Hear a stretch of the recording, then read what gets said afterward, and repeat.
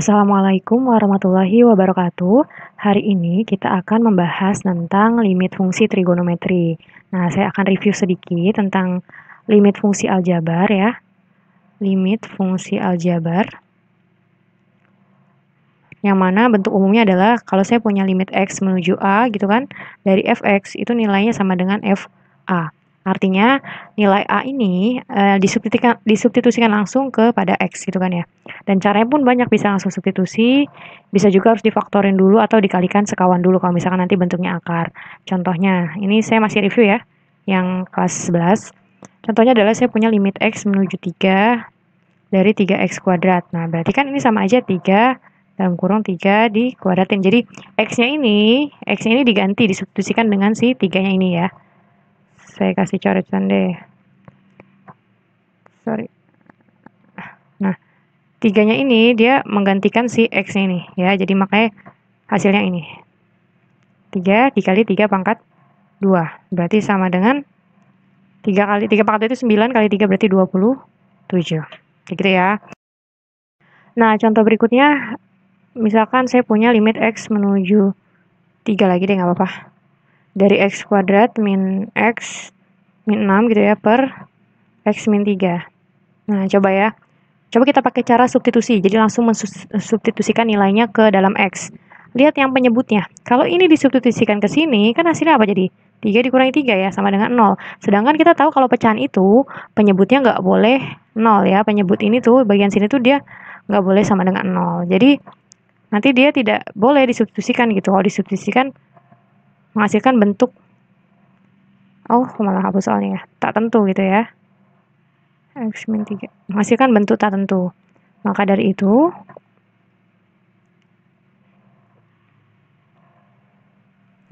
kita nggak boleh langsung substitusi. Berarti kita pakai cara faktor. X kuadrat min X min 6 ini kan bisa difaktorin ya. Jadinya limit X menuju 3, X min 3, X plus 2 ya.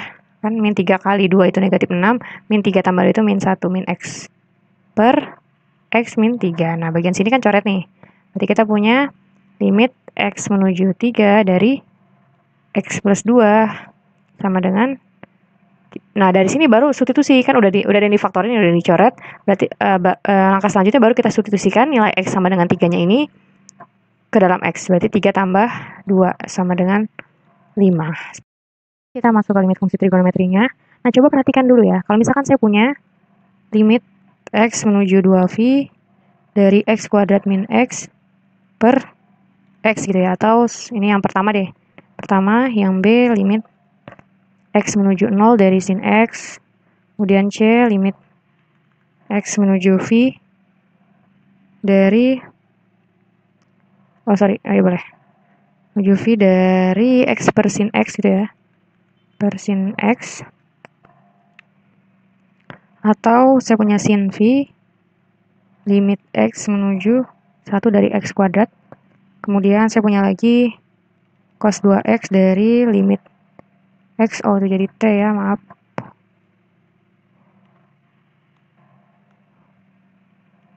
Limit X menuju 0. Limit X menuju 0 dari X misalkan. Satu lagi deh. Limit X menuju 0 X per tan X gitu ya. Gitu, oke. Kayak gitu ya. Nah, sekarang coba perhatikan, tunjukkan gitu. Kira-kira dari 6 limit ini, mana yang merupakan limit fungsi trigonometri? Kita lihat dari yang pertama dulu, dari yang A dulu ya. Saya punya limit X menuju 2V dari X kuadrat min X per X. Coba, ada nggak di sini fungsi trigonometrinya? Walaupun di sini 2V ya, V itu kan kaitannya dengan trigonometri biasanya. Atau lingkaran gitu kan. Nah, coba, dari sini kira-kira ada nggak fungsi trigonometrinya? Nggak ada kan ya? Ini kan fungsi aljabar ya. Nah, berarti ini bukan maksudnya ini bukan limit fungsi trigonometri, kayak gitu ya. Nah, sekarang yang B. Limit X menuju 0 dari sin X. Kira-kira ini fungsinya fungsi trigonometri nggak? Yang dikenakan limitnya ini fungsi trigonometri bukan? Iya, jelas ya. Sin ini kan fungsi trigonometri. Ya, sin ini fungsi trigono. Kemudian di sini limitnya dari X gitu, X menuju 0 gitu. Terus di sini juga fungsinya pakai fungsi X. Maka yang ini adalah limit fungsi trigonometri ya. Jadi yang B, berarti saya tulis ya, yang limit fungsi trigono. Itu yang B, kemudian yang mana lagi nih? Coba ya. Yang C, lihat. Limit X menuju V dari X per sin X. Jelas ya, karena di sini ada sin. Bukan karena di sini ada sin, tapi lihat di sininya. Limitnya itu kan X menuju sesuatu gitu, menuju suatu nilai. Variabelnya ini variabel X. Nah, di fungsi trigonometri sini ini, variabelnya juga variabel X. Maka di sini dia merupakan fungsi trigonometri. Kayak gitu ya. Nah, sekarang beda kasus sama yang D ini. Lihat yang D, ini sinnya sin V. Ya, sin V. Kemudian variabel limitnya adalah X. Ya, variabel limitnya X menuju 1 dari X kuadrat. Berarti yang ini bukan fungsi trigonometri. Bukan fungsi trigono ya. Kenapa gitu kan? Karena variabel di sinnya itu, variabel sinnya itu dia tidak mengandung X gitu ya. Tidak mengandung X. Dia udah berupa nilai gitu, V. Sin V kan langsung udah ada nilainya kan? Nah, sedangkan variabel di sini adalah X. Harusnya kalau misalkan di sini diganti jadi sin X, limit X menuju 1 X kuadrat, itu baru fungsi trigonometri gitu ya. Nah, kemudian yang E gimana nih? Yang E cos 2X, terus limitnya lihat, limit X menuju 0 dari X gitu kan. Nah, berarti yang E ini adalah fungsi trigono. Berarti kita punya yang E, ya, fungsi trigono. Nah, sekarang yang F. Limit X menuju 0 dari X per tan X. Jelas ya, karena di sini X, di sini juga X. Maksudnya si fungsi trigononya ini mengandung variabel X, maka dia juga fungsi trigono. Berarti di sini yang termasuk limit fungsi trigono adalah yang B, C, E, dan F. Seperti itu ya. Nah, untuk limit fungsi trigonometri itu nanti ada dua nilai. Ada nilai tentu, ada nilai tak tentu, sama kan kayak aljabar ya, ada tentu ada tak tentu. Kalau tentu itu maksudnya ketika disubstitusikan dia langsung dapat hasilnya, tapi kalau tak tentu itu misalkan nanti hasilnya 0 per 0 gitu kan ya, ketika disubstitusikan dia hasilnya 0 per 0 ya kan, kemudian 0 pangkat 0 kayak gitu ya, 1 per 0 ya, dan seterusnya gitu kan. Itu adalah bentuk dari tak tentu. Nah, kalau tentu itu contohnya adalah misalkan saya punya limit X menuju V dari setengah cos X gitu kan. Nah, berarti kan langsung disubstitusikan tuh. Setengah cos V. Itu kan setengah dari cos V itu berapa? Cos V itu kan 180. Saya tulis deh cos 180 derajat kan. Berapa nilai dari cos 180 derajat? Cos 180 derajat berarti sama aja nilainya dengan cos 0. Cos 0 itu 1. Berarti setengah dikali 1. Nah, berarti sama dengan 1 per 2. Nah, kayak gitu ya. Itu contoh limit tentu. Jadi ketika disubstitusikan dia langsung dapat hasilnya. Beda kalau tak tentu. Tak tentu itu contohnya gini. Contohnya adalah saya punya limit X menuju 0 gitu kan. X menuju 0 dari X per sin X gitu kan. X per sin X 0. Kalau dimasukkan kan jadinya 0 per sin 0. Per sin 0 itu berapa? Sin 0 kan nilai 0. 0 per 0. Maka ini bentuk tak tentu. Nah, ini cara ngerjainnya gimana? Nanti kita pakai, maka ini bisa digunakan dengan sifat-sifat, bisa dikerjakan dengan sifat-sifat limit trigono gitu ya, limit trigonometri. Oke? Sampai di sini sudah dipahami ya. Jadi ada berbeda gitu. Limit fungsi trigonometri itu ada dua jenis, ada tentu dan tak tentu. Kalau tentu itu ketika disubstitusikan dia langsung dapat hasil, tapi kalau tak tentu itu ketika disubstitusikan dia menghasilkan bentuk tak tentu ya. Ini yang tadi 0 per 0, 0 pangkat 0, 1 per 0 dan seterusnya, nanti bisa cari tahu sendiri atau lihat lagi catatan kelas 11-nya gitu ya. Nah, kalau bentuk tak tentu nanti kita kerjakan pakai sifat-sifat dari limit trigonometri, oke? Sampai sini sudah paham, kita lanjut ke sifat-sifat trigonometri. Sifat limit trigono bentuk tak tentu. Jadi dalam mengerjakan soal limit itu, langkah pertama yang harus dilakukan adalah mensubstitusikannya terlebih dahulu. Jadi misalnya limit X menuju V, ya berarti X-nya nanti diganti V. Kita substitusikan semua fungsinya itu dengan merubah X-nya menjadi V. Nah, kalau nanti bentuknya tak tentu, baru pakai cara lain. Tapi kalau langsung dapat hasil, ya itu berarti namanya bentuk tentu gitu ya. Nah, adapun limit fungsi trigonometri untuk bentuk tak tentu, itu ada beberapa jenis ya, sifat-sifatnya. Sifat-sifat dari limit fungsi trigonometri ini dia berkaitan dengan nilai sin dan tangen gitu ya. Hanya berkaitan dengan nilai sin dan tangen. Adapun sifat-sifatnya saya tuliskan di sini ya.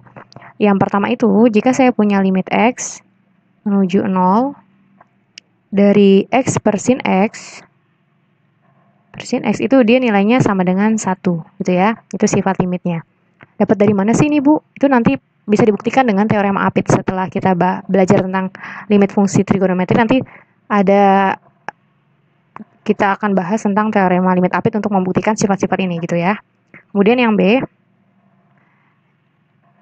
jika limit x sama dengan 0, jika limit x menuju 0 dari x per tan x itu nilainya juga sama dengan 1. Kayak gitu ya. Atau kebalikannya. Limit x menuju 0 dibalik, jadinya sin x per x itu juga nilainya 1. Dan limit x menuju 0 dari tan x per x itu nilainya 1 ya. Jadi yang sifat-sifat limit trigono itu biasanya x-nya menuju 0 gitu ya. Kemudian ada lagi limit bentuk umum dari ini. Kalau ini kan kebetulan x per sin ax gitu. Bentuk umumnya seperti ini. Kalau misalkan saya punya limit x menuju 0 ax per sin x gitu ya. Nah, itu nilainya, ax per sin bx ya. ax per sin bx. Nah, itu sama dengan, kita lihat koefisien di depan x-nya. Nah, koefisien yang atas di depan x itu koefisiennya adalah a. Nah, koefisien yang bawah itu b. Jadinya jawabannya adalah a per b. Sama dengan ini sebenarnya, intinya. Ini kan koefisiennya 1. Bawah juga koefisiennya sin x kan, x ini kan koefisiennya 1 ya. 1 per 1 ya, hasilnya 1. Ini juga sama, 1 per 1, 1. 1 per 1, 1. 1 per 1, 1. Gitu. Jadi kalau limit x menuju 0 ax per sin bx itu hasilnya adalah a per b.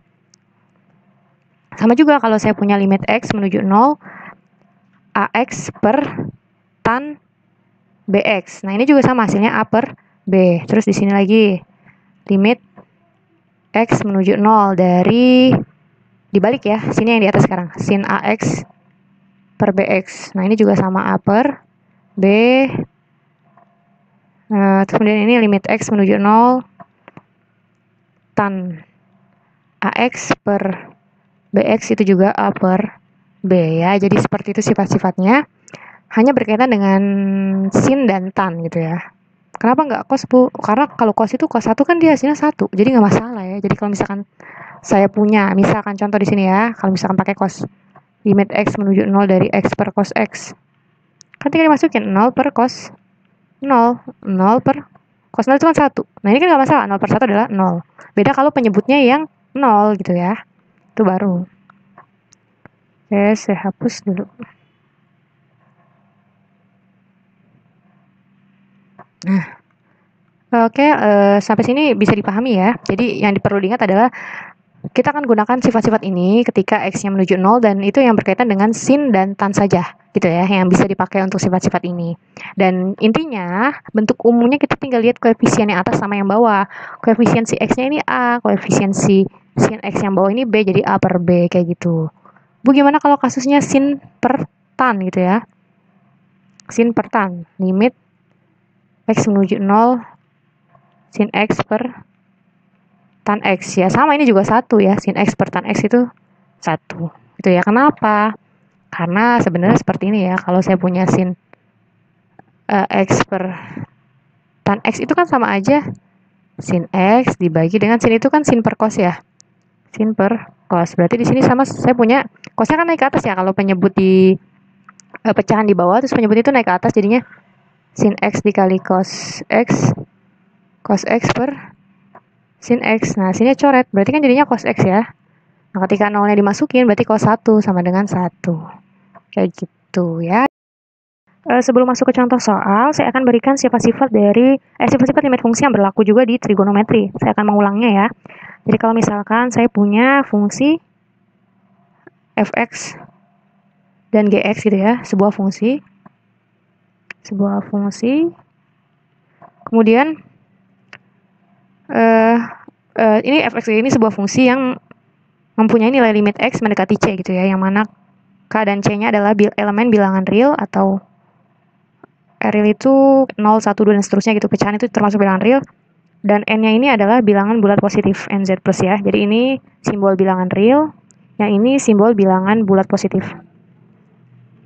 Seperti itu ya. Fx, Gx adalah sebuah fungsi, kemudian dia diberikan limit X menuju C, yang mana K dan C ini adalah elemen bilangan real dan N-nya adalah elemen bilangan bulat positif. Maka sifat-sifat berikut berlaku gitu ya. Yang pertama, limit X menuju C dari suatu konstanta, K itu konstanta ya, karena dia elemen bilangan real, maka hasilnya adalah konstanta. Jadi limit X menuju konstanta dari suatu konstanta itu adalah konstanta. Contohnya adalah limit X menuju 3 dari 3 atau dari 2 gitu ya. X menuju 3 dari 2 itu hasilnya 2. Atau limit X menuju 5 dari 8 itu hasilnya adalah 8 gitu ya.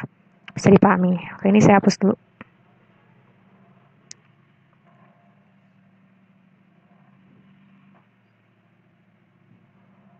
Nah, kemudian sifat yang kedua, salah.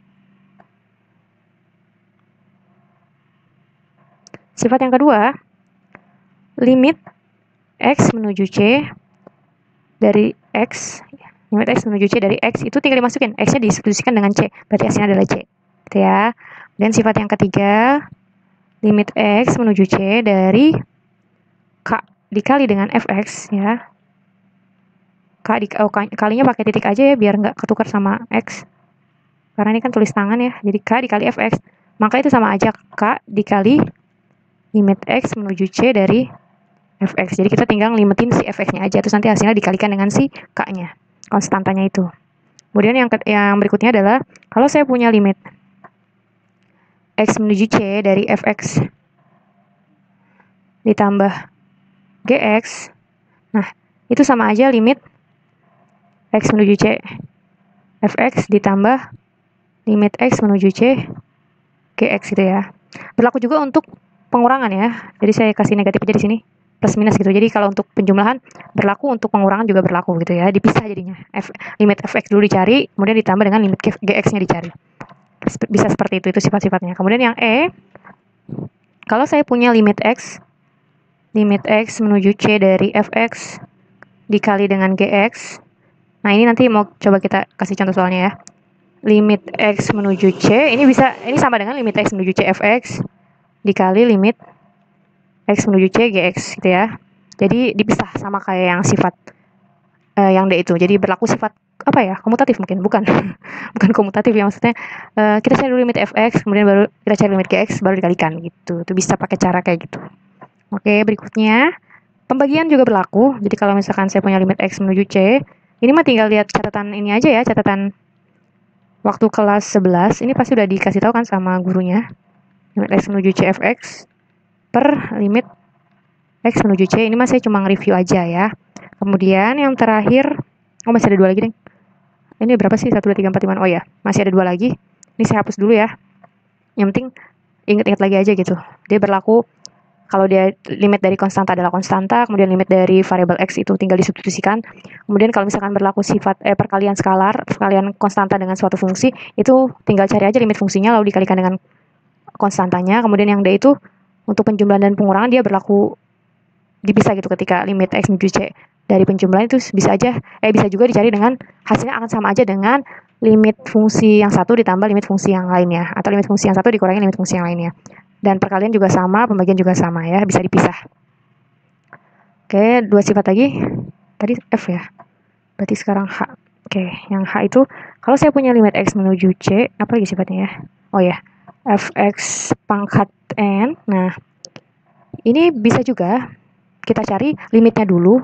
Ini kan limit X menuju C dari suatu fungsi yang dipangkatkan N. Berarti kita bisa juga caranya, hasilnya akan sama aja bila kita mencari limit dari suatu fungsinya, baru kita pangkatin gitu ya. Jadi yang ini fungsinya dulu dipangkatin, kalau yang ini limitin dulu baru dipangkatin, hasilnya akan sama aja gitu. Terus yang berikutnya yang terakhir, kalau saya punya limit X menuju C dari akar Fx pangkat N gitu ya. Nah, ini juga sama, berarti kita bisa cari limitnya dulu, kita cari dulu limit Fx-nya, limit X menuju C Fx-nya, baru kita akarin kayak gitu ya. Oke, sifat-sifatnya ini aja. Ini jadi sifat-sifat limit fungsi sifat-sifat limit fungsi aljabar, maaf ya. Sifat-sifat limit fungsi aljabar juga berlaku di limit fungsi trigonometri. Itu langsung ke contoh soal ya.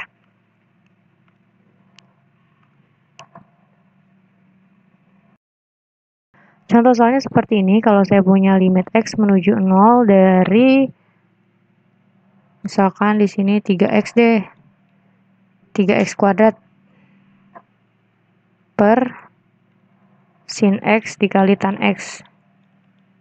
Nah, ini kan berarti gimana Bu? Sedangkan kita cuma punya sifat hubungan antara sin dan tan, X sin dengan X tan gitu kan. Gimana nih caranya kayak gini? Berarti kita jabarin dulu aja nih. Karena kita kan cuma punya sifat sin X per X ya, atau X per sin X, atau tan X per X, atau X per tan X. Kita cuma punya sifat-sifat ini doang kan. Nah, gimana dengan yang ini? Berarti kita harus jabarin dulu coba ya. Kita jabarin, ini kan 3X kuadrat nih. Berarti 3X kuadrat kan sama aja 3 dikali X dikali X kan ya. Betul. Nah, dibagi yang ini bawahnya. Sin X dikali tan X. Nah, berarti kalau bisa kita pisah lagi. Jadinya limit X menuju 0, 3X per, ini pakai sifat-sifat fungsi ya. Dikali X per tan X, atau sama dengan limit X menuju 0, 3X per sin X dikali limit X menuju 0, X per tan X gitu ya. Berarti sini kan 3 per 1 dikali 1 per 1 kan, 1 per 1, ini koefisien 1, ini koefisiennya 1, berarti 1 per 1 ya, ini koefisiennya 3, yang ini koefisiennya 1, berarti hasilnya adalah 3. Kayak gitu ya, bisa dipahami. Oke, terima kasih, cukup sampai di sini dulu. Nanti kita akan bahas tentang teorema limit apit gitu ya. Minggu depan kita akan bahas teorema limit apit dan contoh-contoh soal untuk limit fungsi trigonometri. Nah, untuk minggu ini saya tidak memberikan tugas. Kalian silahkan catat aja materi yang ada di sini, di video ini, kemudian kalian upload di Google Classroom ya, sesuai kesepakatan kemarin. Oke, terima kasih. Wassalamualaikum warahmatullahi wabarakatuh.